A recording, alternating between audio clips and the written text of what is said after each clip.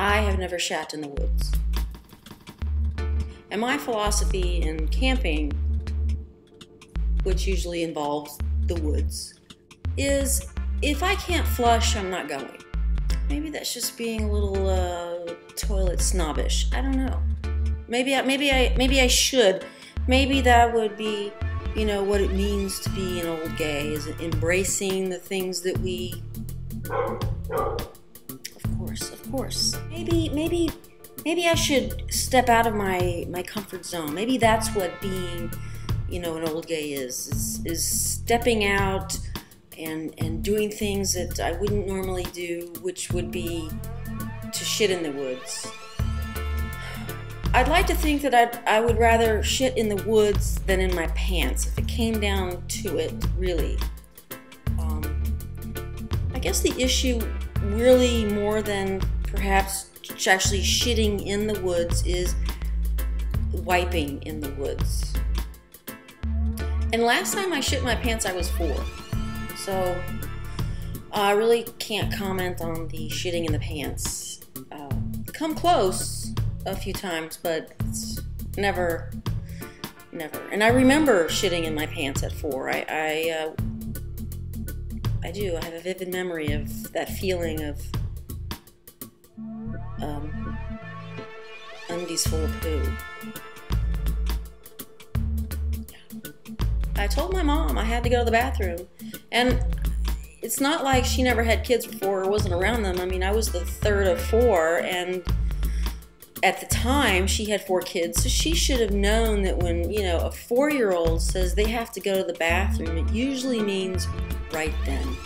I mean, I don't have kids, and I know when a kid says they gotta go, they are within seconds of actually going. So, you know, it's very important to cut your conversation short and take the child to the restroom. And my mom did not. She told me to wait till we got home, and I did not. And then it just came right out all on its own. And yeah, and my brothers and sisters were not happy with that. Of course, obviously, nobody was. And my mother, she couldn't even get mad at me because I told her I had to go to the bathroom. I didn't get punished for that, I think. What does it mean to be an old gay?